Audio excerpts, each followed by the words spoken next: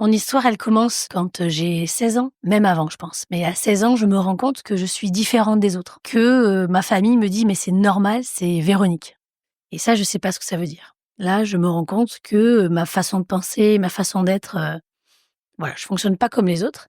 À 18 ans, je me rends compte, que j'ai maintenant ça s'appelle de l'empathie, que quand, quelqu'un a mal à la tête, mal au dos, ben, j'ai la même chose. Je me rappelle un jour, je vais dans un théâtre ou un cinéma et en fait, il y avait des sièges sur lesquels on était très, très mal assis et en fait, je m'assois, j'avais pas mal au dos, la nana à côté de moi avait mal au dos et elle dit: «J'ai mal au dos» et j'avais mal au dos aussi toute la séance. Je m'en vais, j'ai plus mal au dos et des histoires comme ça, j'en ai plein et je me suis rendu compte que j'étais différente.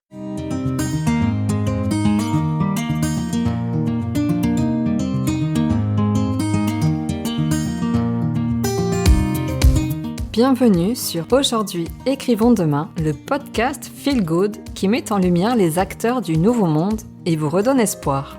Comme vous, ils en ont marre de ce monde déshumanisé qui marche sur la tête et ne tourne plus rond. Rêvant d'un monde meilleur, ils bousculent les codes et sortent des sentiers battus. Ils proposent des alternatives innovantes, de nouveaux paradigmes ou remettent au goût du jour des savoirs ancestraux. Ils osent s'affranchir du regard des autres et font bouger les lignes pour construire demain.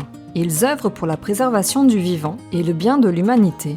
J'ai à cœur de vous partager toutes les initiatives qui vont dans le bon sens, parce que nous sommes le changement que nous voulons voir dans le monde.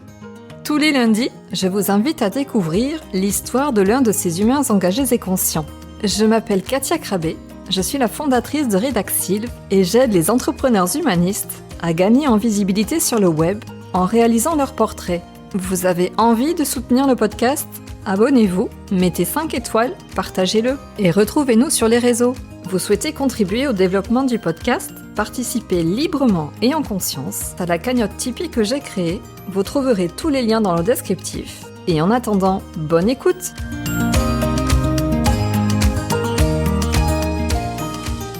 Aujourd'hui, je suis ravie d'avoir Véronique Duhart à mon micro. Bonjour Véronique. Salut Katia. Alors, je vais recontextualiser. On s'est rencontrés à la SIC Interstice de Tarnos, donc c'est une coopérative d'activité et d'emploi qui permet de créer et de développer une activité entrepreneuriale en toute sérénité et en étant accompagné donc individuellement et collectivement. Donc c'est un bon moyen de lutter contre la solitude de l'entrepreneur et donc de faire de belles rencontres. Pour te présenter en quelques mots, tu es entrepreneur depuis plus de 20 ans et tu es installée sur Anglette. Autodidacte, créative, sensible pour ne pas dire hypersensible et pleine de vie, comme dirait un de tes clients, ton dada ce sont les émotions. Tu en as fait ta marque de fabrique et ta marque tout court. Tu les décortiques, les analyses, nous aides à les comprendre, à faire avec et tu t'en amuses parce que tu as créé un jeu, tu es sur scène, tu as créé un oracle, bref, tu vas nous raconter tout ça. Mais je ne vous en dis pas plus, chers auditeurs, on va plonger immédiatement dans l'univers de Véronique pour en apprendre davantage sur toi. Comment vas-tu ? Ben, ça va aujourd'hui. Je te sens très émue. Oui, c'est vrai, je suis très émue là de partager tout ça parce que c'est mon intimité et que je partage pas de cette manière-là. Puis je suis très ravie de le faire avec toi parce que je sais que tu sais accueillir ce que je vais te donner. Bien, merci à toi d'être là et de bien vouloir nous en dire un peu plus alors. Ah oui, avec Ouais. plaisir. Mon histoire, elle commence quand j'ai 16 ans, même avant, je pense. Mais à 16 ans, je me rends compte que je suis différente des autres. Que ma famille me dit: «Mais c'est normal, c'est Véronique». Et ça, je sais pas ce que ça veut dire. Là, je me rends compte que ma façon de penser, ma façon d'être, voilà, je fonctionne pas comme les autres. À 18 ans, je me rends compte, que j'ai maintenant ça s'appelle de l'empathie, que quand, quelqu'un a mal à la tête, mal au dos, ben, j'ai la même chose. Je me rappelle un jour, je vais dans un théâtre ou un cinéma et en fait, il y avait des sièges sur lesquels on était très, très mal assis et en fait, je m'assois, j'avais pas mal au dos, la nana à côté de moi avait mal au dos et elle dit: «J'ai mal au dos» et j'avais mal au dos aussi toute la séance. Je m'en vais, j'ai plus mal au dos et des histoires comme ça, j'en ai plein et je me suis rendu compte que j'étais différente. Est-ce que c'est pas plus être empathe que empathique ? Alors c'est empathe, maintenant ça s'appelle empathe et c'est dans le spectre de l'hypersensibilité, mais il a fallu que je comprenne comment je fonctionne et qui je suis. Donc toute cette histoire-là, je savais pas que ça s'appelait moi de l'hypersensibilité. Je savais pas moi que c'était, une «catégorie» entre guillemets. C'est que bien plus tard. Il a fallu que je comprenne et que j'apprenne à vivre avec ce que je suis dans le monde dans lequel on est. Ce qui fait que c'est pas évident, à l'époque parce qu'il y avait pas d'outils. Moi j'avais Universalis, hein, pour me ren j'avais la bibliothèque et ça on n'en parlait pas de tout ça. Donc c'est ça a été ma quête, de vivre avec ce que je suis dans le monde dans lequel on est. C'est quoi le parcours après tes 16 ans? Parce qu'il y a un avant, après 16 ans. Oui, alors après, je rencontre Amma à 18 ans. À 18 ans, Amma, c'est une femme qui étreint les gens, une indienne, donc il y avait très peu de gens qui la connaissaient à l'époque. Et là, bon, je t'ai déjà dit, mais je me suis dit que l'amour existait sur Terre. Et ça a donné ma voix. Donc maintenant, je fais énormément de câlins, c'est devenu une habitude. Mais pour moi, ça a donné le fil de ce que je voulais être, ce que je voulais faire sur Terre. Ça a vraiment donné un sens à ma vie. Donc il y avait un premier sens, il fait que je trouve comment je vais pouvoir survivre dans ce monde de brutes. Et ensuite, il y avait cet axe-là qui était cette générosité, ce don. Donc ça a un petit peu orienté ma vie. Puis après, j'ai fait mes études comme tout le monde. Pour Bah, revenir à ton expérience d'Ama, avant qu'on revienne peut-être à tes études, comment tu as découvert que l'amour existait? Qu'est-ce que tu as ressenti? De quoi tu te souviens de cette expérience? Je me souviens qu'on était sur Marseille, comme dans un chapiteau, et que je vois cette femme au loin. Et là, je me suis mis à pleurer, à pleurer, à pleurer, à pleurer, à pleurer, et vraiment avoir cette sensation que l'amour existait sur Terre et que je l'avais jamais rencontré. Mais on parle d'un amour au-delà du spirituel, un truc hors norme. Et là, je me suis dit: «Ah mais c'est ça en fait. Ça a du sens pour moi. Vivre ici sur terre avec ça a du sens». Et t'en fais quoi? J'ai fait beaucoup de câlins.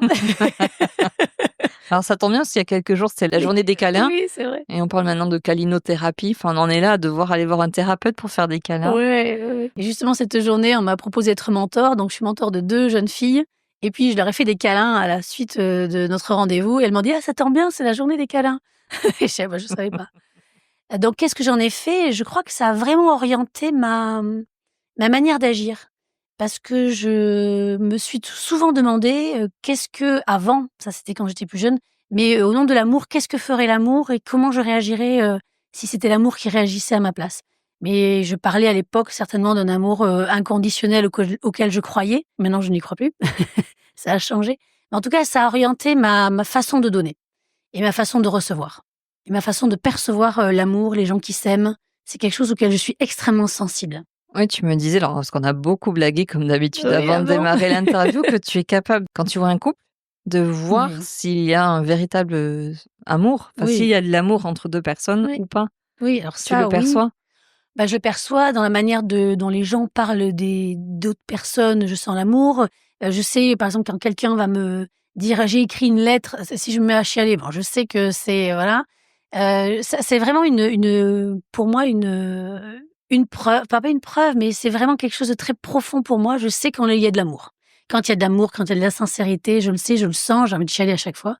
Et on en reparlera tout à l'heure, mais Mmh. sur scène, je commence, ouh là là, ça me donne envie de chialer, voilà. Bon, je chiale beaucoup, hein. Beaucoup de choses me touchent. Tu fais quoi comme études? Donc tu rencontres Ama, tu Alors je découvres que rencontre l'amour Ama, existe, OK, très voilà. Je pars bien. avec ma 4L de l'autre côté de la France, je dors dans un camping sans tente, bref, l'aventure. Et à cette époque-là, je passais le bac, voilà, je fais, 2 3e, 2 secondes, 2 premières. Pour moi, ça n'a pas de sens ces études. Je suis, voilà, atypique, hors norme, donc c'est compliqué pour moi ces apprentissages-là. Après, je fais un BTS action commerciale en entreprise. Après, je fais un DUT animation. Après, j'ai un bac+3 de gestion de l'action culturelle. Bon, on y va tout azimut, hein.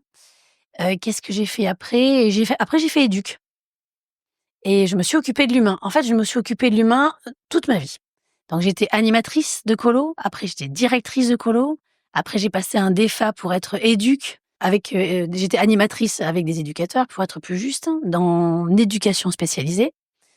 Et à un moment donné, je me suis rendu compte que, d'amener le cadre à ces personnes, c'était pas suffisant et que j'avais vraiment besoin de transformer l'intérieur. Et si tu veux, j'avais eu un appel quand j'avais 16 ans. Cet appel, au-delà du fait que je me sentais très différente, je sentais qu'à 16 ans, j'avais envie de faire ma part pour l'humanité parce que je me rendais bien compte qu'il y avait un truc qui n'allait pas.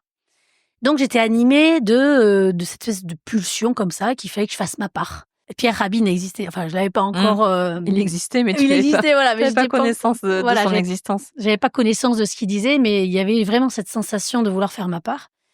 Donc je suis sortie j'étais en même temps enceinte de mon premier enfant et ma belle-mère à l'époque m'offre une table, pour travailler, voilà, une table de soins en fait, et j'étais en train de faire des études de médecine chinoise à l'époque.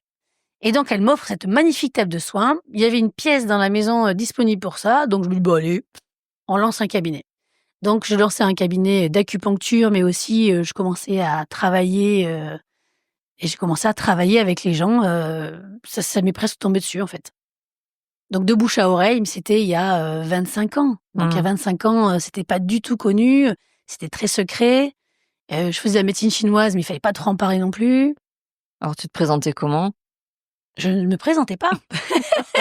Figure-toi qu'il a fallu du temps avant que je trouve le mot hémopédagogie. Et je ne me présentais pas, je ne faisais pas des cartes non plus, parce que j'avais l'impression que j'avais des morceaux de moi qui étaient... je ne gérais pas du tout mon hypersensibilité. Hein. J'avais l'impression que j'avais des morceaux de moi qui partaient partout si j'avais des cartes de visite. Je ne gérais pas du tout mon énergie, je ne gérais pas du tout ma sensibilité. Je pouvais ressentir la douleur des animaux qui étaient morts sur les étals. En vrai, c'était l'enfer à vivre. Et donc, j'ai appris à gérer mon énergie, j'ai appris à gérer ma sensibilité. Et il a fallu que j'apprenne toute seule parce qu'il n'y avait personne qui m'aidait. J'allais te demander comment tu as fait. Comme j'ai pu. J'étais allée voir des psys à l'époque, quand j'étais plus jeune. Et en fait, bon, à part me donner des médicaments, parce que quand je leur disais « je ressens ce que ressentent les autres », bon, il y a des pathologies pour ça. Et donc, ça me donnait aucun signe. En médecine chinoise, il y a un gars qui m'a aidée. Je lui disais que je sentais là où il travaillait en acupuncture, je sentais les méridiens, je sentais tout, en fait, ce qu'il faisait. Et il m'avait dit, parce que tu aimes la maladie. Et moi, je disais, ben non, ça n'a rien à voir, je n'aime pas la maladie. Donc, personne n'a été capable de mettre des mots sur ce que je ressentais. Je savais juste que j'étais différente et je ne savais pas comment gérer ça. Donc, je me suis à ce moment-là tournée vers ce qu'on appelle le spirituel. Parce que pour moi, c'était la seule réponse logique. Donc, c'est pour ça que j'ai passé toute une période dans le spirituel à être proche de chamans, être formée, tout ça, parce qu'il fallait que je comprenne. Quel âge tu avais là à peu près quand tu as commencé à basculer dans la spiritualité, parce que tu en es sortie Assez tôt, depuis? 18 ans, à main. Ah oui, d'accord. Ben oui, Oui. oui, très très tôt. Très très tôt. Alors j'ai continué mon petit chemin, j'ai rencontré des gens formidables sur ma route. C'était ma famille de cœur. Et vraiment, on partageait toute cette sensibilité ensemble, c'était super. Et donc après, j'étais mariée, j'ai eu mes enfants, qui étaient pires que moi. Ils me disaient ce que je pensais dans ma tête. Ah oui, là on est plutôt Ouais. sur la télépathie alors. Hypersensibilité plus. Ouais. Ouais. Mmh. Et c'est de l'empathie. Entendre, ressentir ce que l'autre pense, ressentir ce que l'autre entend. On est, voilà. Alors à l'époque, je savais pas comment ça se passait et comment ça s'appelait. Je savais juste qu'on était tous différents. Mmh. Alors aujourd'hui, on emploie beaucoup le Eh terme oui. d'hypersensibilité. Tout le monde s'étiquette hypersensible, sauf que quand on t'entend parler, on comprend bien que c'est quand même des ressentis particuliers. Il y a une puissance et une intensité dans ce que tu ressens des autres. Après, même là-dedans, je suis hors norme. Voilà. Et si j'ai mis en place j'ai fait un test avec 23 items d'hypersensibilité pour savoir quelle spécificité on a. Le meilleur modèle, c'est moi. Hein. C'est-à-dire que j'ai tout au top, voilà, j'ai tout au maximum et il a fallu que je parte de ça pour comprendre. Mais dans l'hypersensibilité, on va avoir plein de gens qui vont être sensibles à différents trucs. Tout le monde n'est pas hypersensible à tout.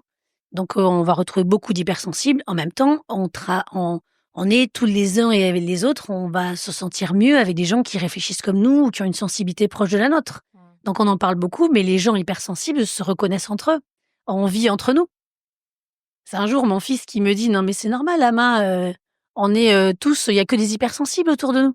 On est tous pareils. » Eh ben, il avait raison, parce qu'on s'entend mieux.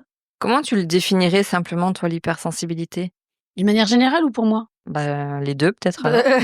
Les deux, mon capitaine. Alors, pour moi, mon hypersensibilité, après je ferai de manière générale, pour moi, ça a été un enfer. Ça a été un fardeau terrible que j'ai transformé en cadeau parce que j'ai créé l'hémopédagogie pour comprendre mon mode d'emploi, comprendre mes mécaniques. Alors on va revenir après Voilà. sur ce que c'est que l'hémopédagogie. Et donc, du coup, pour moi, ça a été la manière de transformer ça. Mais quand on est hypersensible et quand on comprend pas comment on fonctionne, c'est un vrai enfer. On appelle ça des troubles. C'est peut-être proche de la sensibilité, la sensation d'être un handicapé invisible, mais c'est terrible à vivre. Donc ça, c'est l'hypersensibilité. Concrètement, par exemple, quand tu dis c'était un enfer, on peut difficilement peut-être s'imaginer ce que c'est si on ne l'est pas un petit peu.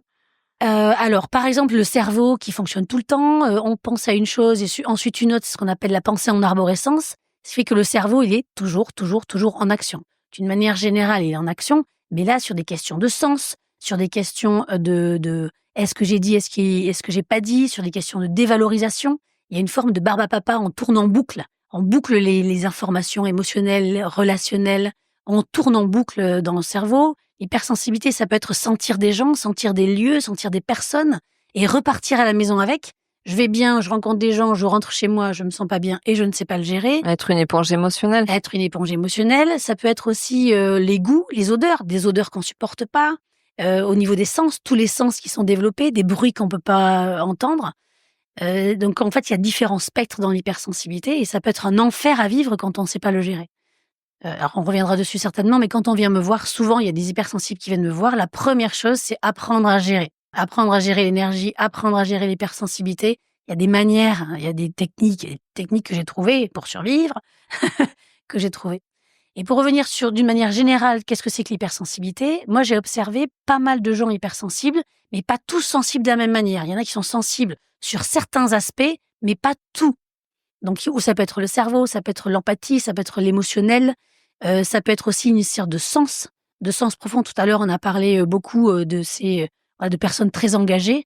Alors, on a parlé beaucoup parce qu'on a beaucoup parlé avant, et Oui. donc ça fait le lien avec une discussion qu'on a eue avant. Exactement, c'est ça. Ouais, pardon. Ah oui, moi je continue. On a parlé de ces personnes tellement engagées, avec un sens profond. Tu vois, pour moi, ce sont des hypersensibles parce qu'en fait, ils sont ancrés dans une forme de justice ou d'injustice. Et on va retrouver comme ça chez des hypersensibles des fonctionnalités, des manières de fonctionner. Mais comme il n'y a pas un spectre, c'est pas tout le monde est de la même manière. C'est pour ça que j'avais créé ce bilan-là, ce test-là, pour qu'on comprenne chacun sa spécificité. On n'est pas tous hypersensibles pareil, en fait. Donc le test auquel tu fais référence, c'est toi qui l'as créé. Oui. Tu l'utilisais, alors je dis t'utiliser parce que tu fais encore des accompagnements, mais Oui. pas trop. Si, je fais encore des accompagnements. Donc tu l'utilises toi dans tes... Oui. Quand il y a une hypersensible qui vient me voir ou un hypersensible, en fait, ça permet de comprendre son mode d'emploi. À quoi je suis sensible, comment ça fonctionne. En fait, je ne leur apprends rien, mais ils savent. Et à partir du moment où ils savent à quoi ils sont plus sensibles, ils peuvent s'ajuster. J'aime pas le mot s'adapter parce que s'adapter, ça veut dire rogner sur mes besoins et rogner sur ce qui est fondamental. Mais par contre, je m'ajuste. Je sais ce dont j'ai besoin, je sais comment fonctionne l'autre et du coup, je m'ajuste en fonction de l'un et de l'autre. Ça permet de savoir mieux s'ajuster en fait dans la vie en général. Tu as fait référence à l'hémopédagogie, donc c'est une méthode d'accompagnement que tu as créée. Oui. Une fois que tu as compris toi ce que c'était l'hypersensibilité et comment donc apprendre à faire avec et à s'ajuster. C'est ça. Alors, c'est quoi l'hémopédagogie? Alors, l'hémopédagogie, c'est comprendre sa propre mécanique, connaître son mode d'emploi et aussi comprendre du coup les mécaniques, les autres mécaniques. Les mécaniques des autres, la relation, les mécaniques relationnelles, les mécaniques émotionnelles, les mécaniques du mental. Et c'est comprendre tout ça et savoir comment on fonctionne de nous. Et dans l'hémopédagogie, il y a eu des étapes. Il y a plusieurs étapes, c'est comme un parcours. Et là-dedans, ça me permet d'aider les personnes à comprendre comment elles fonctionnent et qui elles sont. Et ça, tous ces outils, je les ai tous inventés parce que j'ai créé ce dont j'ai eu besoin. Bon, soyons clairs, un jour, je vais te donner un des outils qui m'est arrivé. Moi, je suis maître S des valorisations. C'est-à-dire que je la connais par cœur. Quelque chose qui m'a beaucoup animé, la dévalorisation, l'autosabotage. C'est quelque chose que je connais très très bien depuis très longtemps. Et donc, un jour, j'entends une voix à l'intérieur de moi qui me dit « Mais Véronique, tu n'en as pas marre de te dénigrer ?» Donc, je réponds à ma voix intérieure « Bien sûr, mais bien sûr que j'en ai marre !» Et cette voix à l'intérieur me dit « Mais arrête !» Et là, je lui réponds « Parce que tu crois que c'est si simple !» Et évidemment, plus aucune réponse. Donc, à ce moment-là, je me dis « Donc, ça veut dire que je dois juste arrêter. » Et donc, j'ai créé la gardienne des pensées positives qui stoppe.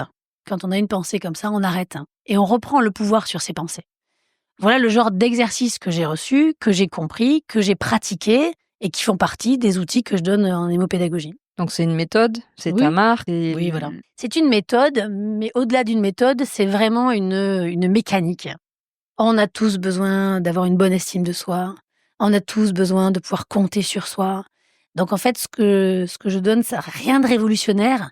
Ça s'appelle du bon sens. Et c'est remettre du bon sens, remettre une colonne vertébrale, qui je suis, comment je fonctionne. Je regarde pas mes défauts, mais je regarde comment ce sont des stratégies, je différencie ce qui dépend de moi, ce qui dépend des autres, et dans ce qui dépend de l'autre, ce qui dépend de moi. Je regarde comment je fonctionne avec mes émotions, avec mes valeurs, avec mes choix. Enfin, tu vois, j'apprends aux gens à faire avec eux-mêmes, quoi, des codes. Voilà. Donc, ça n'a rien d'extraordinaire, mais seulement ça s'appelle une méthode parce que j'ai pas trouvé ça ailleurs, en fait. T'en es où de tes émotions aujourd'hui? Ça va mieux, là. Ça va mieux. C'était les premiers instincts. Hein. C'est pas toi, hein, c'est l'exercice. Pas facile de parler de soi. Non, j'écoute plutôt les autres que de parler de moi, c'est vrai. Eh oui, t'es dans Ouais. une posture inversée là. Ouais, complètement. Ouais. C'est toi qui me décortique. Il y a quand même quelque chose que j'ai pas précisé quand tu Je nous as t'écoute. parlé d'amas, des Ouais. câlins, de l'amour, c'est que tu as un magnifique t-shirt aujourd'hui. Il est Ah écrit oui. en gros Love. Bien sûr, Ouais. les auditeurs ne le voient pas. Voilà, c'était un petit clin d'œil. Oui, c'est vrai. J'aime bien mettre des t-shirts à message. Voilà, c'est ma dernière truc là depuis 2 ans. Donc j'ai pas mal de t-shirts à manches courtes parce qu'il faisait 21 degrés aujourd'hui. Et on est le 24 janvier Voilà. 2025. Donc j'aime bien passer des messages avec mes t-shirts. C'est un beau message là. Ouais. J'aime bien être cohérente, congruente, faire ce que je dis, dire ce que je fais. J'essaye en tout cas, au mieux. T'en es où aujourd'hui avec ta méthode? Tu fais évoluer les choses, de ce que je comprends aussi ces derniers temps. Oui. Parce que ça fait plus de 20 ans que tu es dans l'entrepreneuriat. Oui, c'est ça. Et tu m'as expliqué ça joliment tout à l'heure Je t'ai dit quoi? en aparté, comment tu voulais au départ changer le monde. Ah oui. Et puis tu as compris qu'il fallait peut-être changer individuellement ou Ouais. aider les gens peut-être à changer individuellement de l'intérieur. Ouais, c'est ça. Tout ton parcours pro qui s'est adapté et ajusté Autour de ça, ouais. ouais. Et tu continues à faire évoluer ton activité. Oui, c'est ça. Alors juste, je reviens 2 minutes en arrière. C'est que, alors, bon, je vais le dire honnêtement, mais j'ai sauvé des gens de suicide. J'ai aidé des gens qui ne supportaient pas leur sensibilité et qui ne se supportaient pas eux-mêmes à vivre bien et en harmonie avec Ouais. eux-mêmes. Et si tu veux, j'ai compté pour l'exercice, j'ai dû rencontrer 8000 personnes entre les formations, les accompagnements depuis 24 ans. Donc, c'est énormément de gens. Et un jour, il y a plusieurs années, je me dis, oh, c'est bon, je peux mourir. J'ai fait ma part. J'ai aidé plein de gens. J'ai aidé des couples à se remettre ensemble, à ce que les familles fonctionnent. J'ai aidé des parents à discuter avec les enfants. J'ai aidé des entreprises à mieux communiquer. Donc, si tu veux, j'ai eu ce sentiment-là d'avoir vraiment contribué à faire ma part. Et pour rebondir sur la question que tu m'as posée aussi, c'est comment je la fais évoluer. Eh bien, maintenant, j'ai fait beaucoup d'individuels, même si j'ai fait du groupe en entreprise. J'ai fait donc 2 jeux de cartes pour dynamiser et pour non, il fallait que ça sorte de ma tête. C'est surtout ça. Depuis 10 ans, tu les avais dans ta tête. Ouais, Même plus que ça, puisque tu m'as dit que tu l'avais fait bénir par Ama. Oui, Oui. c'était plus que ça. Mais à l'époque, avant le Covid, il y avait pas la place pour ça. Et depuis le Covid, il y a la place pour ça. Donc, on a fait un tirage tout à l'heure. J'en ai fait, j'en fais souvent quand on me le demande. Les jeux sont à disposition. Bon, on en parlera tout à l'heure, j'imagine. Ou maintenant, Et donc, hein. maintenant, voilà, donc il y a 2 jeux de cartes. Il y a un jeu pour comprendre son mode d'emploi avec 4 cartes. Donc, quelle est l'émotion dans laquelle ça me met, quel est le besoin qui est inconscient, quelles ressources je développe grâce à cette stratégie-là. Et surtout, et moi, j'aime l'action, j'adore. Donc, quelle est l'action qu'on peut mettre en place justement pour sortir de notre empêchement. Ce jeu répond à la question « Qu'est-ce qui m'empêche de ?» Et il y a un autre jeu qui s'appelle « Les mots du jour ». Et en fait, c'est quelque part choisir sa phrase, son flow, son pouvoir et reprendre son pouvoir. Voilà, je voulais sortir des injonctions, soit ceci, soit cela, fais-toi confiance, machin. Ok, non, je vais me reprendre le pouvoir, je me fais confiance, j'ai confiance, voilà, parce que je vais y arriver, je. Donc ça, c'est les jeux que j'ai mis en place.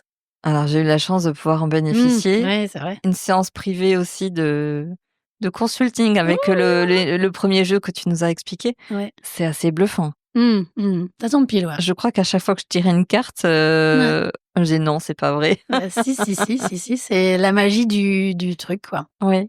Donc voilà, ça c'est les jeux que j'ai faits. Et pour répondre à ta question sur les autres projets, maintenant, je vais faire ça en plus grand nombre. C'est-à-dire webinaire, faire du groupe, parce que l'individuel c'est très bien. Et là, ça fonctionne, j'ai aucun doute là-dessus. Mais du coup, j'ai mis en place des tests et les bilans avec des cahiers dans lesquels les gens pourront faire le même travail, mais en autonomie, s'ils peuvent pas le faire avec moi. En groupe, parce que je crois dans ce collectif-là puissant dans lequel on traverse tous les mêmes histoires. Et donc, je suis en train de faire autre chose, oui. D'être sur un nouveau projet, là. Bah, ça tombe bien, nouvelle année, C'est début ça, d'année. exactement. Donc, j'apprends, je me forme, je fais des trucs très nouveaux parce que j'ai pas l'habitude. C'est un autre business, en fait, c'est un autre métier. C'est vraiment autre chose. Et ça y est, là, je m'étais donné tout le mois de janvier pour apprendre, pour comprendre. Ça y est, je peux comprendre les jeunes qui parlent moitié français, moitié anglais. Ça y est, j'ai le code. Pour parler de closing, marketing, on parle pas. copywriting. C'est ça, media buyer. Voilà, tous ces trucs-là, on peut dire la même chose en français. Mais ouais, c'est un nouveau métier. Et c'est sympa. Ouais, donc, je me donne en mars. Tu vois, je veux me donner le temps de tout faire bien. Qui c'est qui peut bénéficier de tes jeux aujourd'hui? Tout le monde peut jouer avec. Même seul, en fait? On n'a Oui. pas besoin d'être accompagné par toi, par exemple? Pas du Ou tout. c'est que mieux? Alors, bon, on peut le faire avec moi juste pour comprendre la Oui, mécanique. mais parce que t'aides aussi à réfléchir, à aller un peu Oui, plus loin, en oui, posant mais des questions. c'est vrai. J'ai des thérapeutes et des accompagnants qui m'ont acheté le jeu. Et j'en ai quelques-uns qui m'ont dit qu'ils s'en servaient à chaque séance. Parce qu'en fait, ils m'ont dit: «C'est bien parce que comme ça, on va direct on va direct au but. On sait là où il faut aller». Donc, mais on peut s'en servir aussi pour soi. Bah, moi, je l'ai fait, hein. Justement, je te disais tout à l'heure, tout à l'heure, enfin, c'était il y a quelques semaines, je me le suis posé, qu'est-ce qui m'empêchait de développer, ce marketing digital et ces trucs-là? Je suis tombée sur la carte envie, voilà, ça me donne envie de voir, comment les autres font, et l'autre carte d'après, c'était apprends. OK, j'ai besoin d'apprendre, de comprendre. Voilà, c'est exactement ce que j'étais en train de faire. Donc, moi aussi, je m'en sers, hein. On peut poser n'importe quelle question de n'importe quel, domaine, Ouais, à partir du professionnel, moment, voilà, oui, voilà. social, familial, amoureux, n'importe, ouais. À partir du moment où ça répond à la question: «Qu'est-ce qui m'empêche de?» Et là, déjà, la question, elle est posée, elle est orientée. Parce qu'il y a des gens qui sont pas capables de répondre à cette question-là. Elle est pas facile. Mais non, mais j'ai pas dit que c'était Qu'est-ce facile. qui m'empêche de, Ouais. Parce que c'est toujours orienté solution. Qu'est-ce qui m'empêche d'aller dans tel cap? Qu'est-ce qui m'empêche de faire ceci? Qu'est-ce qui m'empêche de faire cela? Parce que c'est tellement facile de subir, c'est tellement facile, d'être victime de l'autre, que du coup, qu'est-ce qui m'empêche d'aller vers là où je veux aller? On est orienté solution, on est orienté action. OK, moi je veux aller là. Tu vois, comme quand on l'a fait toutes les 2, je t'ai demandé d'être On précise. ne dévoilera pas Non, la on dira question. rien. En tout cas, je t'ai demandé d'être précise parce que je crois que l'esprit, aussi fonctionne comme ça. À partir du moment où les choses sont claires, toute l'énergie, toute la conscience, on sait où est-ce qu'on va. Mais là, tu m'as aidée à être précise. Seule, je serais restée dans Ouais. quelque chose de très vague et d'imprécis et peut-être pas juste non plus. Oui, mais maintenant que tu le sais, tu vas y faire attention. Ouais. Voilà. Comment t'es venue l'idée de créer ce jeu? Parce que c'est assez Voilà. complexe. On va pas tout dévoiler de comment il est constitué, etc. Mais comment ça se fait un jeu? Comment te vient l'idée? Eh ben, alors là, ça c'est une colle, je sais plus. Je me rappelle juste l'état de joie intense. Je me rappelle, j'étais mariée, je me rappelle très bien où c'était. C'était en bas dans mon bureau. Donc j'avais les enfants qui étaient petits et je me rappelle de cette joie, mais intense, tellement j'étais heureuse d'avoir trouvé ça, qu'en fait je me demandais si j'allais dormir. Et ça m'a animée pendant des années, pendant des mois où j'ai travaillé dessus, j'ai cherché, parce qu'à l'époque il n'y avait pas de ChatGPT, hein, pour nous faciliter le travail. Donc c'était de my brain. Donc j'ai cherché, je suis allée chercher. Alors non, ce n'est pas Florence Foresti, Mais- même si on y reviendra. Des fois, tu as un petit quelque Ah oui. chose. Oh. Ouais. Et donc, et voilà, j'ai cherché, j'ai compris, je suis allée voir dans mes propres émotions.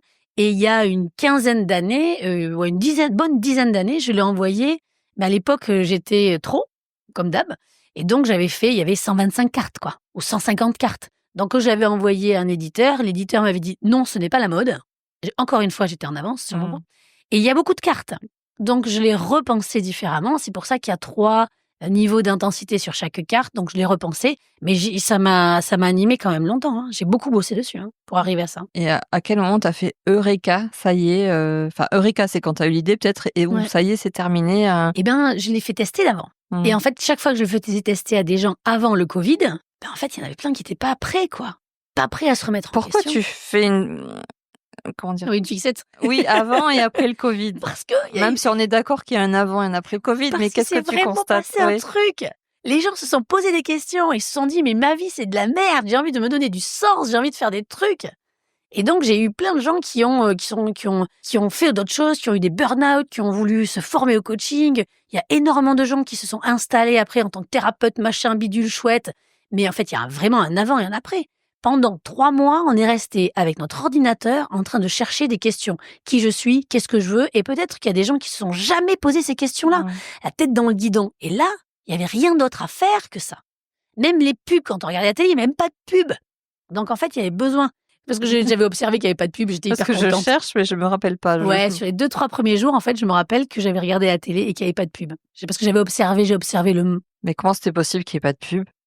parce qu'il n'y avait pas des gens pour, certainement pour faire tourner les pubs. D'accord. Après, ils ont compris. Après, ils ont mis beaucoup de pubs. Mais dans ce temps-là très court, je me rappelle 2-3 jours où j'avais dit aux enfants, regardez, il n'y a pas de pub. Bon, bref. Donc, du coup, on revient sur le Covid. Et de ce moment-là, les gens se sont vraiment posé des questions de fond. Donc, c'est pour ça que je fais le truc avant et après. Ça veut dire que toi, dans tes accompagnements, tu as vraiment senti une différence? Ouais, j'ai senti une différence. C'est que, tu vois, quand tu m'as demandé de faire la préparation avec les questions et tout, donc j'ai travaillé. Donc, et tu m'as posé la question, les devises. Vous êtes Oui, voilà, plusieurs. nous sommes plusieurs. Il y a moi, ma folie et mon hypersensibilité. On est plein chez nous. Mais je ne suis pas folle, vous savez. Donc, quand tu m'as posé la question à laquelle nous avons répondu, donc en fait, j'en ai 3 devises. Et les 2... Attends, tu vas Ah trop bon? vite, Ah je te la bon, poserai à merde. la fin, Ah la oui. citation. Oui, Oui, mais si tu veux la d'accord. donner maintenant, vas-y, Non, on y reviendra. j'attendrai après. C'est que si tu veux, il y en avait avant et après. Et après, c'était pas pareil qu'avant. Enfin, pour moi, il y a un avant et un après. Donc, il y a eu pour revenir sur le jeu, il y a eu mon jeu avant et il y a eu mon jeu après. Donc, pour revenir sur le déclic, à un moment donné, je me suis dit, bon, tout le monde sort des jeux, parce que là, du coup, c'est devenu la mode. Ah oui, tout le monde, beaucoup beaucoup. ont créé leur oracle. Ah bah oui, et là, je me dis, bon, mais Véronique, peut-être ça serait bien de le sortir de ton placard et de ton ordinateur. Donc, du coup, je l'ai retravaillé, il a vu le jour et il est arrivé en juin dernier. Tu considères que c'est un outil de développement perso? Alors, j'aime pas trop le mot développement perso, mais ça correspond à ça. C'est plutôt Ou un outil de connaissance de soi, Ouais, peut-être voilà, ça, j'aime davantage. ça. Un outil de connaissance de soi, pour comprendre mieux comment on fonctionne. Quand on voit ce qui nous empêche, c'est beaucoup plus facile de transformer. On fixe tellement sur ce qui ne va pas. On est tellement en train de subir. Je subis l'autre, je subis mes croyants, je subis bref. Que tout ce qui va nous amener vers comment je peux en sortir, comment je peux arrêter de subir, ça va nous aider. Donc le jeu, il est dans ce sens-là. Arrêter de subir. Donc tu parlais un avant et un après Covid pour tes clients. Oui, alors Est-ce qu'il y a un avant après Covid pour toi? J'ai changé de devise. Et on y reviendra tout à l'heure. Ben oui, j'ai arrêté de me planquer. J'ai arrêté de me cacher. Parce que dans l'hypersensibilité, il y a ça aussi. Il y a, comme je suis atypique, anormale, depuis petite, je me suis planquée, je me suis cachée. Mais j'ai une énergie qu'on ne peut pas cacher. Donc à partir du Covid, Qu'est-ce qui a changé pour toi? alors ça s'est installé petit à petit. Monter sur scène, faire du stand-up, assumer que je suis une showgirl, tout ça, faire des webinaires, me mettre sur du digital, tout ça. Créer des vidéos diffusées sur YouTube. Ouais, c'est ça, tout ça, ça a changé. En fait, j'avais plus besoin de me cacher et j'avais juste à me dire, ok, bon, écoute, on y va, quoi. Donc ça a changé ça. Ça a changé une autorisation. Tu sais que nous, chez nous, au Pays Basque, les sorcières, on les cramait. Voilà, chez nous, les shorguines, il y en a un paquet qui sont. Voilà. Et ma grand-mère, elle nous soignait avec les mains. Donc, si tu veux, j'avais un passé de cette histoire-là comme j'étais bizarre et comme j'étais différente, on me mettait dans la catégorie sorcière. Mais toi, tu te trouvais différente ou on te le disait? Mais Que tout le t'étais temps. anormale, atypique, Tout le pas temps. comme les autres? Ouais. Tout le temps, dans ma famille, on me disait, ah, mais c'est normal, c'est Véronique. Je faisais un truc comme tout le monde, je sais pas, on va voir des joueurs, on va à un concert, je me rappelle un concert à Bordeaux. Évidemment, moi, je fais des câlins, t'as bien compris, depuis l'âge de 18 ans. Donc, on bataille avec la nana, le machin, je repars avec son 06. Donc, je vais revoir les copines et les nanas, elles me disent, mais c'est normal, c'est Véronique. Mais quoi? Mais faites-le, en fait, les meufs. Tu vois? Et c'était tout le temps comme ça. Je sais pas, quelqu'un fait, personne ne dit rien, à un moment donné, je lève la main, je fais le truc, tout le monde me suit. Mais c'est normal, c'est Véronique. Mais pour moi, c'est naturel. Et en même temps, il fallait que je le planque, tu vois? Tout ce truc-là. Et après le Covid, j'ai beaucoup plus assumé, je trouve. Alors là, tu assumes au point. Tu parles du côté une showgirl. On a parlé que tu montes sur scène. Tu montes sur scène. Ouais. J'enflamme les stades. Non, pas encore. Mais t'es dans une troupe d'impro, les Solicates. Ah ben non, c'est les autres. Non, c'est mince. Mais non, mais oui, mais c'est nos copains, c'est nos copains. C'est les acides aminés. Les non copains, plus. non, c'est la malice. Mais j'ai joué avec tout ça. Joli coup. Mais ça montre que tu connais bien, en fait. Montre que tu le connais bien. Et oui, parce que tu es venue Je suis venue au circus au mois de juin. Ouais. Et c'était avec Il y avait Comedy Lucien, Club. Oui, Laetitia. c'est ça. C'était Comedy Club, ouais. Ok. Donc Comedy Club, c'est quoi? C'est le nom de la troupe? Ouais, en fait, c'est Laetitia qui a mis en place ce Comedy Club avec des amis à elle et des gens qui veulent monter sur scène et faire des sketchs et des stand-up. Donc tu as fait un sketch Oui, sur l'hypersensibilité ou la évidemment. multipotentialité, parce que tu utilises aussi ce Oui, terme-là. ça c'était avant ça. Ah d'accord. Voilà, c'était C'était avant que le Covid? Ouais, non, peut-être avant que j'assume. En tout cas, moi. C'était plus facile. Multipotentialité, ça passait crème. Tu vois, hypersensibilité, il y avait aussi le côté HPI, HPE, qui était... il y avait la mainmise avec les psys dessus. Maintenant, bon, tout le monde en parle, donc c'est plus facile. Oui, alors j'ai fait un sketch sur l'hypersensibilité. Voilà, cher à mon cœur, t'as bien compris. Et je me suis mis, allez, 54 balais, vas-y, monte sur scène, t'as les cheveux blancs, on s'en fout, il y a que des jeunes qui montent sur scène, mais c'est pas grave. Et donc c'est Olivier Le Bailly qui a écrit une bonne partie quand même de ce sketch, et je lui ai demandé de faire la deuxième partie là. Et là aussi, à quel moment tu as eu le déclic pour aller sur scène? C'était un désir que tu avais plus jeune? Ah bah oui, moi j'ai toujours voulu faire du théâtre. Mes parents m'ont interdit de partir à Paris faire du théâtre parce que c'était pas un métier. Comme si ce que je faisais aujourd'hui c'était un métier. Pendant longtemps, ils ont pas cru Donc que tu as c'était un été métier. empêchée de... Oui, ah bah oui, oui. J'étais empêchée de faire ce que je voulais, j'étais empêchée de faire du trafic avec l'Afrique. Non, je voulais revenir. J'étais partie en Afrique, j'avais ramené des boubous, j'avais fait tailler des chemises et tout avec des tissus méga beaux. Et quand je suis revenue, en fait, c'était pas un métier. Le théâtre, c'était pas un métier. Du coup, j'ai inventé un métier. Tu t'es créé ton propre métier, Voilà, oui. qui n'était pas un métier, mais qui correspondait à ce que je suis. Et donc le déclic, à quel moment tu te dis, allez, là, j'y vais, je me lance, vraiment? C'est quand j'ai vu mon pote faire ça. J'ai vu Fermine faire ça. Et là, je me dis, putain, Fermine, tu le fais, mais tu l'as fait. Allez, moi aussi, j'y vais. Donc, je suis allée lui demander, j'ai dit, mais comment t'as fait pour écrire? Parce que je sais que je suis une femme de propos. Je suis pas une stand-upeuse, là. Tu vois, je sors pas des vannes sur vannes. Moi, je suis une femme de propos. J'ai des messages à passer. Et donc il m'a dit que c'était Olivier qui lui avait écrit le texte. Donc du coup, j'ai demandé à Olivier s'il était d'accord. On a coécrit sur les points sur lesquels on allait partir. Et du coup, après, j'ai travaillé avec Laetitia pour le mettre en scène. Et puis après, je suis montée sur scène. Oh, j'ai flippé ma race, mais je l'ai fait. C'était la première fois que tu montais sur scène quand je suis venue te voir? Deuxième. C'était la deuxième fois, ouais. Ouais, c'était un sacré exercice, ouais. Et comment on est sur scène? C'est compliqué quand on est hypersensible et qu'on sent la salle. T'as ressenti quoi? Tu te souviens, le soir, on est venu au circus? Oui.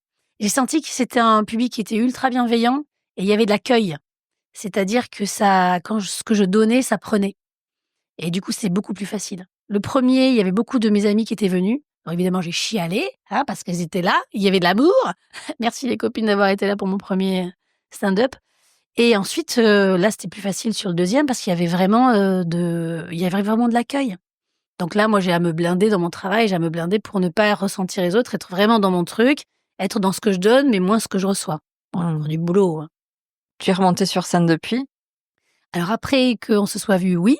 Et là, ça fait un petit moment que j'y suis pas parce que je suis sur d'autres trucs. Mais là, avec Olivier, on va préparer la deuxième partie. Et dans mon idéal, une fois que j'en fais 3, 4, j'ai un petit spectacle. Si j'ai 15 minutes à chaque fois, ça fait un spectacle d'1 heure. Quelle sensation tu as? À ma place. Ouais. Je voulais faire ça depuis petite.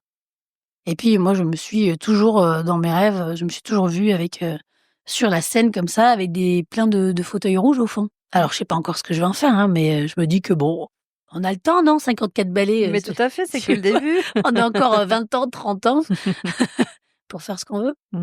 Alors, je t'ai taquiné tout à l'heure en disant qu'on pouvait peut-être te faire la remarque que tu ressembles ou qu'on entend des fois Florence Foresti dans ta manière de parler, de jouer. Ça te fait quoi quand on te dit ça? Eh bien, je rêve de la rencontrer un jour. Ah, on lance un appel, on sait jamais. Voilà. Mais j'ai déjà croisé. J'avais fait une photo avec elle en 2012 et je l'avais mis aux Fêtes de Bayonne derrière. Oui, on me l'a déjà dit. offre-moi à boire ou passe ton tour. C'était une époque où je buvais de l'alcool. J'étais moche-corps, je ne l'ai plus jamais remis.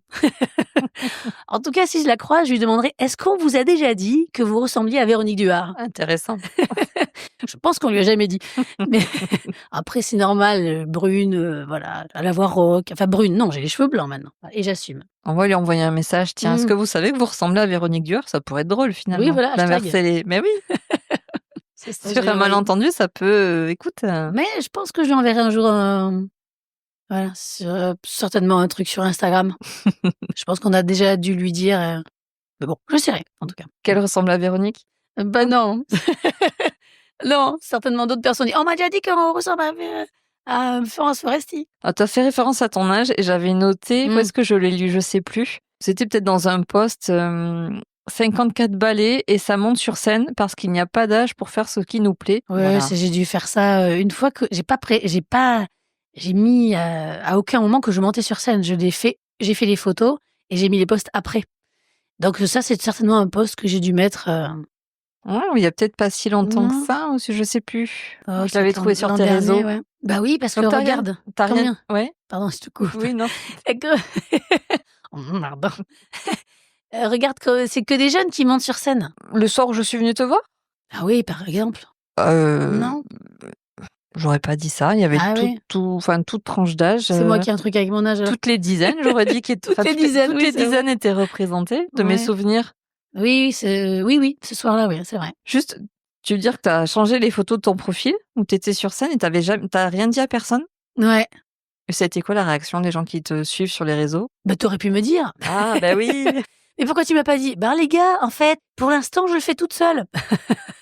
Et je communiquerai après, je verrai. Enfin, je sais pas, j'avais pas le sentiment, j'avais pas cette sensation que d'avoir besoin que les gens viennent me voir. J'avais juste besoin, moi, de faire l'exercice.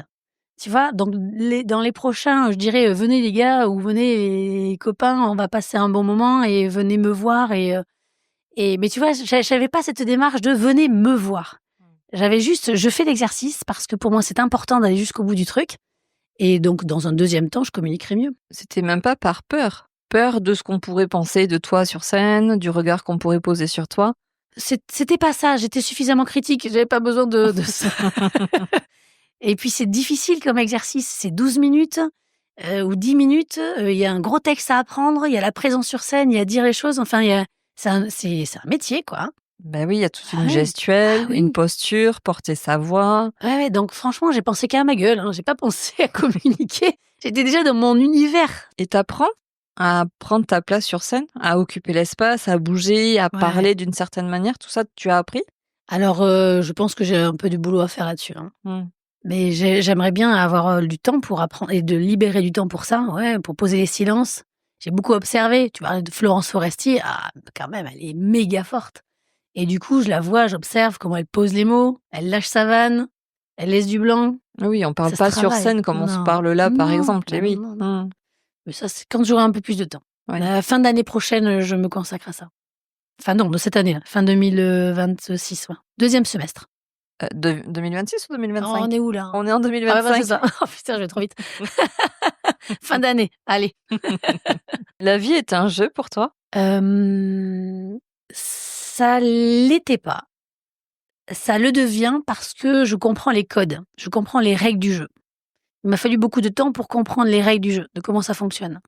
Et maintenant que je les ai et que je suis toujours en train de continuer à les apprendre, je trouve que c'est beaucoup plus un jeu, Mais ça, c'était pas un jeu parce que avec la souffrance associée, on peut pas dire que c'est qu'on joue, quoi. Parce que bon, t'as créé 2 jeux. Oui. Tu joues sur scène. Oui, c'est vrai. Ah oui, je t'avais pas vu venir. Et oui. Alors j'aime m'amuser. J'aime rire. Je fais beaucoup rire les gens avec lesquels je travaille. Parce que même si on a souffert, je sors toujours une petite vanne ou deux pour les faire rire. Parce que, ok, rien n'est grave. Peut-être tu le dis aujourd'hui. Oui, voilà. Tu l'as peut-être pas toujours dit. Non, pas du tout. Je le dis maintenant parce qu'il y a cette maturité et puis je sais qu'on peut sortir de beaucoup de trucs. Bon, si on m'enlève les dents ou qu'on m'enlève un bras, je peux pas revenir en arrière. Mais il y a des choses, en tout cas, du point de vue émotionnel ou ce qu'on a vécu, sur lesquelles on peut transformer. Et il y a maintenant la résilience, c'est beaucoup plus... on en parle partout. Je trouve qu'on peut vivre heureux beaucoup plus facilement Après le Covid. Et ça rejoint ce qu'on s'est dit aussi tout à l'heure, c'est que malgré les événements extérieurs quels qu'ils soient, comment arriver à rester léger avec sa joie de vivre, malgré ce qui se passe, parce qu'on pourrait vite être impacté Complètement. ou ne pas vouloir être en joie et se dire mais c'est pas possible, ou être déprimé Complètement. de ce qu'on vit, de ce monde-là dans lequel nous sommes. C'est ça. C'est un exercice un challenge qui est pas simple à relever, On est bien d'accord. de s'y connecter à cette joie. Parce que Ouais. c'est ce qui est ressorti, moi, dans mon tirage tout à l'heure, pour tout vous dire. Mais ouais. Et oui, de se connecter à cette joie-là. Je crois que la base, c'est de savoir qui on est. Parce que quand je sais qui je suis, je peux revenir à moi. Je sais que je pourrais trouver toujours des solutions. Donc, ce qui fait qu'une fois qu'il y a cette stabilité qui est là, même si on se fait happer par l'extérieur, par tout ce qui peut nous arriver ou par les pensées des autres, même les croyances, on peut revenir à cette certitude que, ok, je me laisserai pas tomber. Et revenir à cette joie et délibérément décider que même s'il y a tout ça, eh ben quand même je continue de rire, de m'amuser et d'être léger. Ça n'empêche pas la profondeur. C'est pas antinomique. Pour moi, ça cohabite. Mais c'est peut-être ce qui permet aussi de mieux vivre les événements extérieurs, d'être dans cette joie-là aussi. Alors ça permet de se désidentifier. Il y a ce côté identitaire. Alors, c'est-à-dire Je vais préciser. C'est-à-dire, je suis Véronique, je suis en colère. Il y a le jeu qui est toujours le même. Et en fait, on se rend pas compte à quel point on est identifié. On devient la problématique, on est complètement identifié, collé, englué. On est barbe à papier dans ce truc-là, on est collé, englué, vraiment collé. Et l'idée, c'est cette légèreté, cette joie nous permet de prendre de la distance et nous dire, ok, très bien, ce qui m'arrive est une situation que je vais gérer. Voilà, je vais trouver des solutions parce que je peux compter sur moi. Et du coup, ça permet de prendre de la distance et ne pas faire corps avec. Tu vois, ne pas être en boucle avec ces trucs-là. C'est pour ça que je crois que, et je suis convaincue, que de bien se connaître nous permet de revenir à ça. Mais on peut passer une vie entière à essayer de se connaître. Oh, moi, je me connais bien. Moi, je donne des outils. On pourrait demander aux gens qui sont venus me voir, mais je pense qu'à la fin, ils me disent tous, parce que moi, c'est mon credo, ça, je leur dis, à la fin du travail, je veux que vous puissiez vous dire, je pourrai toujours compter sur moi. Et en fait, à la fin, en général, ils me disent, je sais que je peux toujours compter sur moi. C'est quand même se connaître, ça, non ? Je crois. Et c'est subtil parce que c'est pas que sur moi. C'est-à-dire ? Je sais que je peux compter que sur moi. De se dire je peux compter que sur moi, ou je sais que je peux compter sur moi. Oui. Et sur moi et sur les autres, sur on est les capable autres. de trouver des solutions sur un collectif choisi. Enfin voilà, oui, on est sur. Mais je crois qu'on peut arriver à se connaître. On est dans une ère, avant le Covid, beaucoup moins. Ça va être notre running gag. Je crois qu'on est dans une ère où en fait beaucoup de portes s'ouvrent, beaucoup de conscience s'ouvrent et on est beaucoup plus à même. Il y a beaucoup de livres, il y a beaucoup de podcasts. Tu fais partie de ce nouveau monde qui émerge. Donc, je crois qu'on a beaucoup plus de capacité à le faire maintenant qu'il y a 10 ou 15 ans. En tout cas, tout est à notre portée. C'est ça, c'est ça. Les portes, il y a les portes, il y a les clés. Que faire de plus ? C'est quoi ta raison d'être aujourd'hui ? Alors, ma raison d'être, elle est plus tout à fait comme quand j'avais 16 ans. Je vais revenir sur l'histoire du jeu, qui est le dénominateur commun à pas mal de choses dans ma vie. C'est continuer à avoir les codes. Tu vois, dans le développement de cette activité que j'ai là sur tout ce qui est digital, je comprends qu'il y a des codes que je n'ai pas, donc j'apprends. Et j'ai l'impression je suis toujours en train d'apprendre ces codes. Donc ma raison d'être aujourd'hui, c'est de continuer à apprendre les codes et comme je sais pas faire autrement et que je suis une locomotive, je donne ceux qui veulent. Tiens, j'ai appris ça vous intéresse ? Bim, bim, bim, et je donne. Je comprends, je donne, je comprends, je donne. J'ai toujours fait ça. Donc c'est ce que je sais le mieux faire. Et comment tu définirais tes valeurs ? Mes valeurs, c'est d'abord l'engagement. Moi, je suis une femme engagée. Bon, je parle de Yon, j'ai aussi une fille, mais c'est vrai que ils sont pas tout à fait pareils, mais on est parti au Mexique et un jour, mon fils, au Mexique, je faisais une photo. Donc nous, on avait froid parce que nous, on a l'habitude de se baigner. Et là-bas, ils avaient pas l'habitude de se baigner, donc ils se baignent dans une espèce de lac, une lagune très beau, très bleu, tout ça. Et en fait, une nana me demande de faire une photo. Et alors là, je me couche sur le bateau, je fais une photo, pam, comme ça, machin. Et je lui redonne son téléphone. Et Yon, il me regarde, il me fait « Non, mais tu peux pas t'en empêcher. Tu es engagé pour tout, en fait. » Même pour prendre une photo d'une nana que je ne verrai plus jamais. Donc, pour moi, l'engagement. Alors, mais tu le définis comment l'engagement? C'est d'aller pleinement jusqu'au bout Alors non, de l'engagement avec une autre valeur qui est la justesse, d'accord? Et je t'ai dit tout à l'heure que je faisais une différence entre s'adapter et s'ajuster. Moi, je me connais parfaitement, donc si tu veux, je suis quelqu'un de très engagé et je m'ajuste. C'est-à-dire que je sais, s'il y a besoin, si là, je vais rogner dans mes besoins, peut-être que là, l'engagement, on verra si ça vaut le coup d'être engagé ou si j'y perds plus de choses que je n'y gagne. Enfin, je suis toujours en train de faire un ratio, ce que je gagne, ce que je perds. Donc pour moi, l'engagement, c'est être dans ce que je fais, être vrai dans ce que je fais, être authentique dans ce que je fais et être engagé dans ce que je dis. Quand j'accompagne quelqu'un, on est deux. Hein. Souvent, je leur dis on. Et je leur dis, alors attention, on est une équipe. Hein. Moi, je vous donne les clés, vous ouvrez les portes. Hein. Mais parce que je suis engagée. Moi, j'y crois qu'ils vont s'en sortir. Je le sais. C'est ma manière d'être engagée. Est-ce que tu as d'autres valeurs que l'engagement Oui, qui te tiennent à cœur? Alors, il y a l'amour. Non pas au sens spirituel du tout, au sens amour inconditionnel, mais l'amour, la bienveillance, la joie, la paix, ça va ensemble pour moi, tout ça. Ce partage. Il y en a une autre aussi qui est la famille de cœur, ou la famille, pas cette loyauté invisible, mais cette loyauté de la famille avec l'amour. Et une autre qui est importante pour moi, c'est la clarté et l'authenticité de valeur. Qu'est-ce que tu aurais envie de dire aujourd'hui à la petite Véronique? Arrête de te cacher. Tu te caches encore? Non, la petite, La petite. elle se planquait parce qu'elle voyait bien qu'elle était pas pareille. Donc je lui dirais quoi? Je lui dirais assume, assume, assume tout, assume. Tu assumes aujourd'hui Oui. pleinement? Ou il y a encore des parts cachées que tu ne dévoiles non. pas? Non, j'assume. J'assume, hein. Je pense, oui, je suis sûre que j'assume. Beaucoup plus qu'avant, bien sûr. Bah, si je monte sur scène et que je transmets des trucs, c'est que ça va là maintenant. Et que je me dis, je vais faire des webinaires, je vais transmettre plein de trucs à plein de gens. Et oui, c'est quoi tes projets? Alors les projets, Tes autres projets? les autres projets, c'est webinaire, c'est Alors faire des du webinaires groupe. sur quoi? Alors ça va être sur la connaissance de soi, c'est ce que je connais parfaitement. Comprendre son mode d'emploi. Donc ça va être autour de ça, des formations en collectif, reprendre l'école d'hémopédagogie pour former des gens s'ils veulent être praticiens en hémopédagogie. J'avais arrêté là cette année. Et puis aussi, je crée une formation en autodidacte, où les gens pourront être en autonomie, donc avec des vidéos, des cahiers d'exercices, des tests. Ah, c'est du lourd, hein. J'ai bossé. Et je sais que moi, ce que je veux, c'est l'efficacité. Donc je veux que les gens, il y a un avant et un après. C'est mon histoire d'engagement. Comment est-ce qu'on fait pour communiquer avec toi? On te trouve où? Réseau, LinkedIn, Insta, Facebook. Et il y a par mail aussi. Sur le site, on peut m'envoyer des mails. Donc tu as un site internet? Oui. hémopédagogie.com. Et pour l'instant, il y a encore véroniqueduhard.fr. Tu en as 2? Pour l'instant, oui. Mais je suis en working progress, en train de faire un seul. Et je voudrais mettre sur hémopédagogie tout ce que j'ai formé déjà pour que on soit une petite communauté de praticiens. C'est en mouvement là. Je suis en pleine création, pleine mouture. Et oui, parce que tu disais que tu donnes des formations, principalement à des thérapeutes, ou pas nécessairement? Alors sur l'hémopédagogie au départ, là c'est l'utilisation de tes jeux. Comment? Alors non, c'est surtout connaître son mode d'emploi. Oui. Après. Donc c'est plus une démarche individuelle pour les thérapeutes qui viennent en formation? Alors là, l'école sera pour les gens qui sont déjà formés ou qui ont envie de se former. Les groupes, ça sera pour des personnes qui ont envie de connaître leur mode d'emploi. Alors on peut faire les deux, hein, mais du coup dans l'apprentissage de praticien en hémopédagogie, il y aura toutes les étapes. Donc là, c'est plutôt pour les professionnels qui veulent apprendre, donc l'école.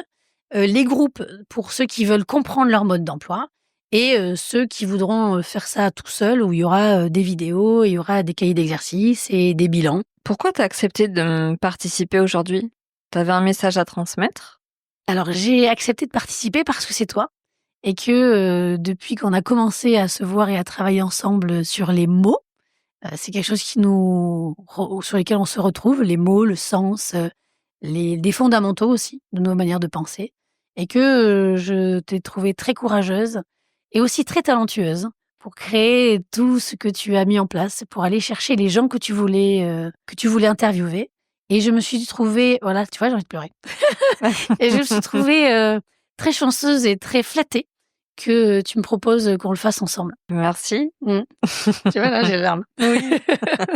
Alors, talentueuse, c'est un petit private joke. Entre nous, ouais. Le mot, Private joke. ouais, le talentueuse, c'est un private joke, c'est ressorti dans Entre nous. dans le tirage, enfin, pas dans le tirage, parce que c'est pas un oracle, mais Non. Dans le jeu de cartes. Oui. dans le jeu de cartes, la session qu'on a fait ensemble.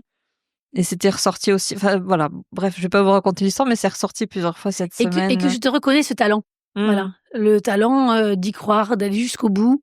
Parce que je t'ai jamais vu lâcher, en fait. Et Bah, tu m'as même connu avant que le podcast. Non, tu m'as connu avant que le podcast soit lancé au début. T'étais en cours. Ouais, ça fait plus d'1 an et demi. Bah oui, là, on en est 66 épisodes diffusés. Ouais. Toi, tu seras autour de peut-être 70 ou oui. Bon. Comme mon année de naissance. Mais bon, voilà, je sais pas précisément quel sera le numéro, parce qu'il y a des mouvements parfois en fonction de l'actualité aussi. Tu verras. Oui, non, je lâche pas, non. Ah bah oui, c'est ça. Et c'est ça. Ouais, c'est ça que j'aime chez toi. Ouais, je suis un peu cabourute sur certaines choses. Suis-toi. Et t'as raison de pas lâcher, en tout cas. En tout cas, merci de prendre la parole ici pour qu'on en connaisse un peu plus sur toi, parce que donc tu es sur scène, au micro, ça y est, tu te dévoiles pleinement. Donc ça, c'est chouette. Mais justement, parce que moi, je donne la parole aux acteurs du Nouveau Monde. C'est quoi pour toi le Nouveau Monde, Véronique? C'est ça, c'est ce qu'on fait, c'est cette conscience-là. C'est amener à un regard différent avec des gens qui sont vrais et vraiment engagés dans ce changement. Pour moi, le Nouveau Monde, c'est à partir du moment où je commence à me poser la question de quelle est ma part de responsabilité dans ce qui se passe, je suis déjà dans la création de ce Nouveau Monde. Parce que ça veut dire que je vais arrêter de penser que c'est l'extérieur le problème. Et si on commence comme ça, peut-être qu'après on va ouvrir une autre porte qui est: mais alors si je suis en partie responsable, comment je peux m'améliorer pour faire les choses différemment? Et du coup, comment je peux permettre aux autres d'être, eux aussi, dans cette mouvance-là? Et c'était, monsieur Baudin, c'était que tu as Luc Baudin? Voilà, c'est ça, que j'avais rencontré il y a hyper longtemps. Et en fait, il m'avait dit: quand il y a une personne, quand vous faites bouger une personne, ça fait bouger 1000 personnes. Et donc, si tu veux, alors je suis pas sûre du 1000 personnes, mais en tout cas, je vois bien, moi, dans le travail que je fais, quand il y a une personne qui bouge dans une famille, il y a tout l'écosystème qui est en tout le mouvement. système qui bouge. Voilà. Ouais. Et donc, j'ai accepté d'être celle qui plante des graines. Voilà. Parce qu'il y a plusieurs. Il y en a qui plantent des graines, il y en a qui les arrosent, il y en a qui récoltent. Voilà. Moi, je suis OK de planter des graines. Voilà. J'ai pas besoin d'être dans la lumière pour ce genre de truc. Donc, c'est ça pour moi, être acteur du Nouveau Monde. C'est commencer à faire sa part. Et prendre sa part de responsabilité. Exactement. Prendre sa part de responsabilité, ouais. Mais vous rejoignez tous sur cette notion-là à chaque fois. Enfin, c'est pas forcément cette réponse-là qui m'est donnée à cette question par mes autres invités, mais en tout cas, en fond, c'est toujours ce message-là qui revient. Tu vois, là, cette semaine, donc c'était l'épisode des Macrusi. Et d'ailleurs, leur titre, j'ai mis, je crois, être souverain dès la naissance. Oui, c'est ça. Parce que elle, son cheval de bataille, c'est la naissance et reprendre son pouvoir sur la naissance, la maternité, l'accouchement. Mais elle met ça en avant aussi, de reprendre sa part de responsabilité. Oui, complètement, c'est ça. Mais c'est le fil rouge vraiment globalement de presque toutes les interviews. Donc c'est peut-être ça que je viens chercher chez vous aussi. Parce que vous pouvez aussi retransmettre de votre parcours et de vos prises de conscience aussi aux auditeurs. La souveraineté, c'est fondamental. Tu mets quoi derrière toi? Souveraineté? Oui. C'est mon pouvoir. C'est moi qui décide. C'est moi qui fais. C'est plus l'extérieur, quel qu'il soit. Où qu'il soit. Aucune instance non. Ni étatique, ni spirituelle. Parce que ça veut dire qu'on donne notre pouvoir à l'extérieur. Et quand on donne notre pouvoir à l'extérieur, on se trompe. On perd notre part de responsabilité, on perd notre souveraineté. Et en fait, la nuit des temps a fait qu'on a perdu de plein de manières. Et on est dans un monde, et j'adore ce monde en ce moment pour ça, parce qu'il nous permet de récupérer toutes ces parts de nous où en fait et on savait pas. On savait pas qu'on pouvait les récupérer. Et là, c'est génial parce qu'on savait peut-être même pas qu'on nous les avait prises. Oui, c'est ça, voilà. On savait pas qu'on les avait pas. Donc là, on est en train progressivement de les récupérer sur plein d'aspects. Et pour ça, alors je sais pas ce que ça donnera plus tard parce que j'ai pas du tout de vision là-dessus, parce que je suis vraiment ancrée dans le présent. En tout cas, je sais que ça, c'est génial. On était dans la définition du Nouveau Monde. Comment tu apportes ta pierre à l'édifice?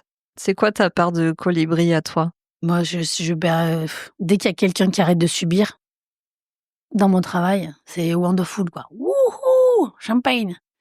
C'est ce que je dis souvent, c'est qu'aux personnes, je leur dis, moi j'ai réussi avec quasiment toutes les personnes avec lesquelles j'ai travaillé, sauf celles qui sont jamais revenues. Celles qui veulent rester victimes, je peux rien faire pour elles. Et par contre, si à un moment donné, on accepte de regarder, je reprends ce truc-là, ça part de responsabilité, et comment je peux transformer ça, du coup, c'est ça, moi, ma part. Arrêter de subir. Permettre aux gens de reprendre leur pouvoir. On arrive à la fin de l'interview. Est-ce qu'il y a une question que je ne t'ai pas posée que tu aurais aimé que je te pose? Alors, tu sais que j'ai réfléchi à ça, parce que je trouvais rien. Sans savoir, alors pour le coup, sans savoir de ce dont nous allions parler, Oui. encore moins facile. Oui, c'est ça. Et en fait, je me suis dit, non, mais il y a tout. Je suis sûre en plus qu'en fait, elle va être hyper pertinente comme d'habitude, elle va porter toutes les questions. Et en fait, je me suis posé la question et je suis arrivée à cette question. Qu'est-ce qui m'a fait le plus évoluer? Et en fait, du coup, je te donne la réponse. Donc, qu'est-ce qui t'a fait le plus évoluer? D'être maman et la mère de ces enfants-là, de mes enfants à moi. C'est vrai que c'est des enfants de ces enfants-là. Pas 16 enfants. Non, de ces enfants, enfants. dire que de Yon et de Maï.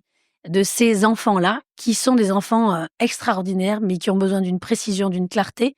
Et je me suis rendu compte que c'était pas ce que je disais qui était important, c'était ce que je faisais. Parce qu'en fait, c'était des photocopieuses.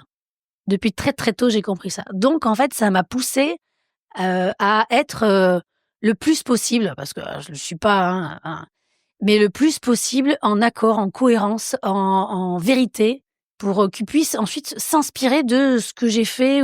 Donc ça m'a vraiment transformée. Dans les TCC, les thérapies cognitives et comportementales, on parlerait du conditionnement opérant ou vicariant, ce que les enfants apprennent de leurs parents quand ils sont petits. Conditionnement, oui, non, c'est ça, opérant ou vicariant, par imitation en fait. Oui, c'est ça. Oui, et puis c'est ça. C'est-à-dire que c'était des photocopieuses. Surtout que j'ai eu la réflexion, du coup, de l'un des deux. Un jour où j'ai dû lui dire, mais fais-toi confiance, machin, et puis qui m'a répondu, d'abord tu devrais commencer par toi, et puis après on verra. Et alors là, ils étaient très jeunes, et là je me dis, Véronique, t'as intérêt d'être super cohérente et de leur dire, là je peux pas, j'y arrive pas, mais vous pouvez, bref. Et du coup, il y a cette espèce de fil rouge qui a été, ok, de toute façon, ils m'ont vu me casser la gueule, ils m'ont vu rebondir, et ma fille, souvent, elle m'a dit, je t'ai vu te casser la gueule, je t'ai vu rebondir, c'est la vie, quoi. Ouais, voilà, ma chérie. Est-ce que tu souhaites nous dire quelque chose de plus avant qu'on termine sur le fameux portrait chinois où tu vas enfin nous dévoiler tes citations avant et après Covid? D'accord, ok, c'est là maintenant. Qu'est-ce que j'aurais envie de dire? Oui, j'aurais envie de dire à chacun et chacune qui vont écouter que en fait, ce que tu fais toi est inspirant parce que tu t'es lancé, que tu as tout ton parcours et ce que tu as fait. Ce que je suis et ce que je suis devenue et ce que j'en ai fait est certainement aussi inspirant et que tout le monde en est capable. Voilà. Et que tout le monde est capable de faire ça. On n'a rien d'exceptionnel. Moi, j'ai pas du tout l'impression d'être exceptionnel, de rien du tout. La seule chose, c'est qu'à un moment donné, j'ai eu une espèce de truc dans le ventre et je l'ai écouté. Et même s'il y a des personnes qui me disent, oui, mais moi, j'ai rien dans le ventre. Mais en tout cas, il y a un petit truc qui s'allume. Et donc, pour moi, le message, c'est que, voilà, si on a envie, vraiment, si on sent une petite flamme, on y va, quoi. Puis, comme on a dit tout à l'heure, on a tellement de tout à notre portée. Oui. Moi, j'ai jamais appris à créer un podcast. J'ai regardé des tutos et je me suis lancée et puis j'ai fait évoluer au fur et à mesure le matériel, la façon de faire. Et puis, si on écoute les premiers épisodes, aïe, aïe, aïe. Mais tu les écoutes pas, tu m'as dit. Non, je les écoute plus, je peux pas. C'est ça, voilà. Mais oui, on a tout à notre portée pour effectivement créer. On peut tout créer. On peut créer un jeu, on peut créer un podcast. Voilà. Donc, c'est l'histoire de, si vous en avez envie, test and learn. On essaye, on se plante, on recommence. On teste, on learn, on apprend. Puis la vie est en jeu. Voilà, c'est ça. Il n'y a rien de grave là-dedans. On termine avec le portrait chinois. Allez, feu. Alors, si tu étais un plat, tu serais? Alors, je serais à base de coco, citron vert et je serais à base de mangue. Voilà. Donc, c'est tout ce qui est thaïlandais. J'ai pas un plat particulier, mais c'est des ingrédients que j'adore. Avec de la coriandre. Voilà. Et ça, je pourrais en manger tous les jours. Tu aimes cuisiner? J'adore. En végétarienne pendant... quel âge j'ai? 54 ans. Ça fait 34 ans de végétarisme. Donc, si tu veux... Tu es toujours végétarienne ou tu l'es Alors plus? non, j'essaye de revenir à une alimentation... J'essaye de réintroduire progressivement la viande. Elle a un petit peu de mal.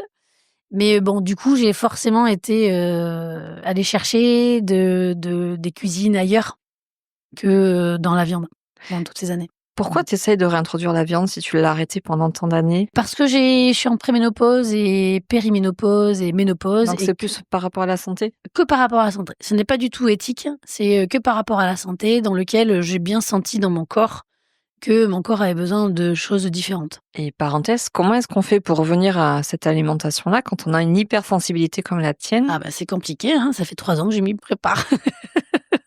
Ça fait 3 ans que je m'y prépare. Parce que j'essaie de me projeter parce que moi je mange plus de viande depuis le 10 mars 2020. Ouais. Ouais, non mais c'est compliqué. Dans ma tête, ça fait déjà, oh oui, 3-4 ans que je suis dessus.